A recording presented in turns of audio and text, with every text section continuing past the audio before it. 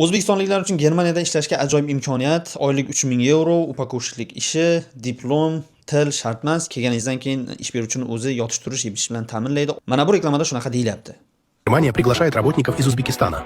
Вакансия упаковщик, зарплата от 3000 евро. Работодатель предоставляет бесплатное жилье и питание.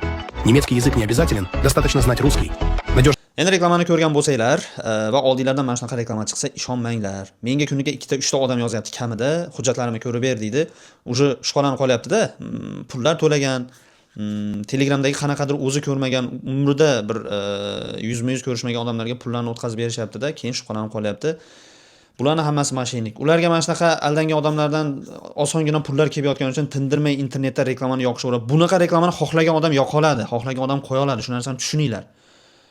Обязательно reklama chiqsa, nimadir video chiqsa bu rost degani emas. Ko'rmagan, bilmagan odamga pul berib yormanglar. Bo'lib ham mana bu ruscha gaplashayotgan, ruscha yozayotgan Telegramda. Ishonmanglar bunaqalarga. Germaniyaga ishga kelsa bo'ladi, ishchi viza, ya'ni Fachkraft viza turi bor. Siz mutaxassis bo'lishingiz kerak, diplomingiz bo'lishi kerak, tilni bilishingiz kerak va diplomingiz o'tishi kerak Germaniyada tasdiqlanib. Undan tashqari o'sha diplomdagi soha bo'yicha Germaniyada ish topishingiz kerak, keyin kela olasiz. Mana bunaqa upakovщик, supursidir, bilmadim, haydovchilik bunaqa oddiy ishlarga kelishning iloji yo'q. Sizga приглашение jo'natsa ham viza bermaydi u yoqda. Ishonish kerak emas. Keyin siz Germaniyaga ishga kelmoqchi bo'lsangiz, ish beruvchingiz sizga shartnoma jo'natish uchun unga pul to'lov shart qilish shart emas, u shunchaki shartnoma. Yoki bo'lmasa sug'urta uchun ham oldindan pul to'lanmaydi. Siz vizaga kirib chiqasiz. Viza javobi chiqqandan keyin aytadi o'zi pososva sizga.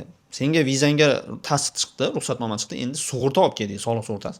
Mana unaqa oldindan pullar to'lab tashlamanglar sug'urta uchun deb.